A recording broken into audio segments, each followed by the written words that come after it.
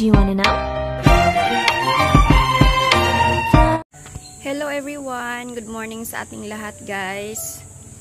Ngayong umaga, ang video natin ay isi-share ko lang sa inyo itong itsura ng aking garden pagkatapos ng malakas na hangin kahapon. Ayan, kung napapansin niyo guys, ang aking mga bougainvillea ay andito na sa baba. Ayan, nagkalat ang aking garden guys. Ganito palagi ang mangyayari sa garden ko pag merong dito sa amin, merong malakas na hangin. Ayan, ibinababa ko talaga sila lahat dito sa lapag para hindi sila mahulog. Dito kasi sa amin guys, pag merong bagyo, napakalakas ng hangin kasi ayan, napapansin niyo nakaharap kami sa dagat. Ayan, napalibutan kami ng dagat. Ayan. Ayan, dagat na yan dyan. Doon. Ayan, kaya kung merong bagyo dito sa amin, napakalakas ng ng hangin. Kaya yung mga bougainvillea ko or kahit anong halaman na nakapatong, mahuhulog talaga sila sa baba pag hindi ko sila ibinababa. Kaya kung merong balita nga merong bagyo, ang ginagawa ko, lahat ng mga halaman ko na nasa itaas, ibinababa ko talaga. Matrabaho talaga guys. Laging ganito sa sa garden ko. Ayan nagkalat. Kahapon kasi biglang lumakas yung hangin. Sa Bisaya ito ay tinatawag na subasko. Yung biglang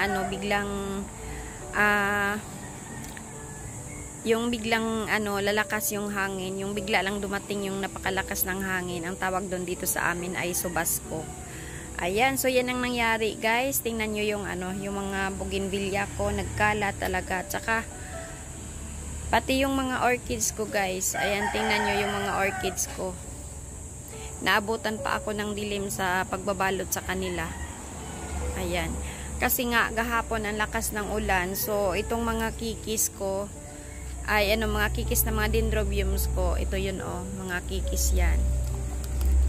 Yan, tinatakpan ko talaga sila ng mga plastic cups para ayun nahulog na.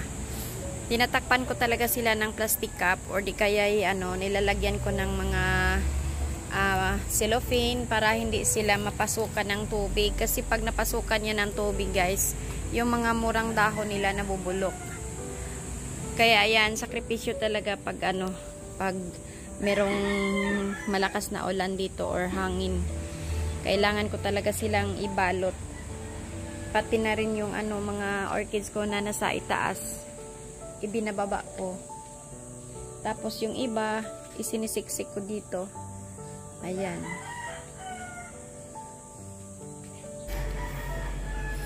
Ayan guys, pakita ko lang gaano kadumi yung dulot ng hangin kahapon. Ayan Ayan, ang daming dahon. Nabuhay na naman yung lumot dahil nga umulan kahapon. Ayan, nabasa. So nabuhay na naman, nagiging green na naman yung lumot guys. Ayan, mula dito. Ayan, tingnan nyo yung mga dahon. Ayan.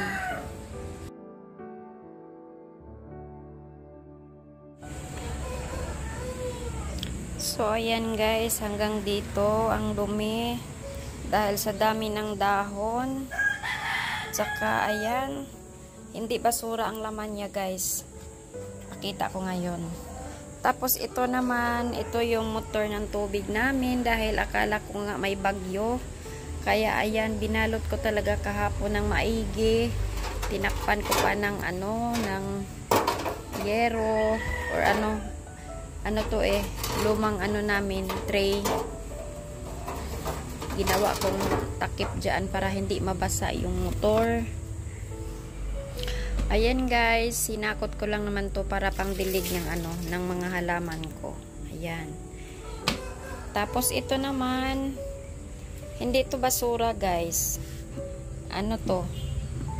Ang basurahan na binili ko ng asawa ko, hindi ko nagamit as basurahan, kundi nilagyan ko ng tubig para pang ano, pang dilig sa mga halaman. Ayan oh.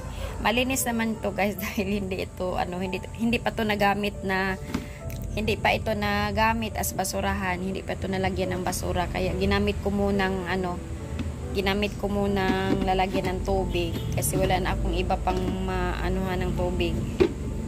Ayan, so ganito guys kadumi ang paligid ko pag merong bagyo. Ayan oh. So ang dami kong gagawin ngayong umaga. Ito namang iba ko mga bougainvillea guys, dito ko ipinasok muna sa aming terrace. Dito ko nilagay sa mga upuan dahil baka uulan pa mamayang gabi dahil hindi pa maganda yung panahon. Tsaka yung mga pinasok ko, ito lang namang may mga bulaklak. Kasi sayang naman guys, pag mauulanan yung mga bulaklak ng bougainvillea, ang ayaw ng mga bougainvillea ay mauulanan yung mga bulaklak nila dahil nalalaglag talaga yun sila. Kaya pansamantala, dito lang muna sila. Saka ko na lang ibabalik doon pag maganda na yung panahon.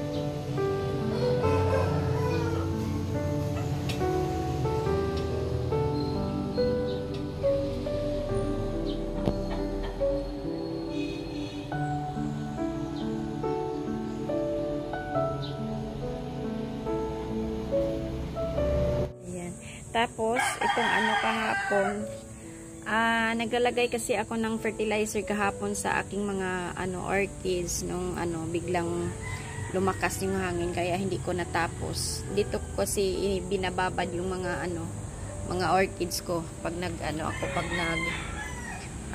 fertilize ng mga orchids, binababad ko diyan sa planggana. Ayun. Tingnan niyo guys, so ang dumi-dumi ng semento dahil nga sa mga dahon dahil biglang lumakas yung hangin. So pati paligid ko guys ang dumi, grabe. So ganyan kakalat guys ang aming garden pag may coming na bagyo. Kaya sumakit yung katawan ko kahapon sa kakahakot ng tubig at sa sa pagbubuhat ng mga pot ko na mabibigat. So yan lang guys ang isi-share ko sa inyo. Maikli lang itong video na ito. Sana nagustuhan ninyo or nag-enjoy kayo. Shoutout nga pala doon sa lahat ng members ng Team Kubo, lalo na doon sa nag-support sa aking LS kagabi. Maraming salamat sa inyo guys sa full support.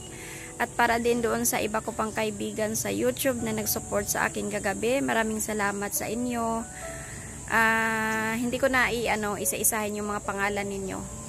Basta maraming salamat talaga sa inyong support. So ayan guys, dito ko na lang i-end ang aking maikling video. Maraming salamat sa inyong oras at panahon sa panonood at sana naman nag-enjoy kayo. Please naman sa mga hindi pa nakasubscribe, please subscribe sa aking maliit na channel at paki-like at i-share nyo na rin at paki-click ng notification bell para naman ma-update kayo kung meron akong next na upload. Ayan. Have a nice day everyone. Bye!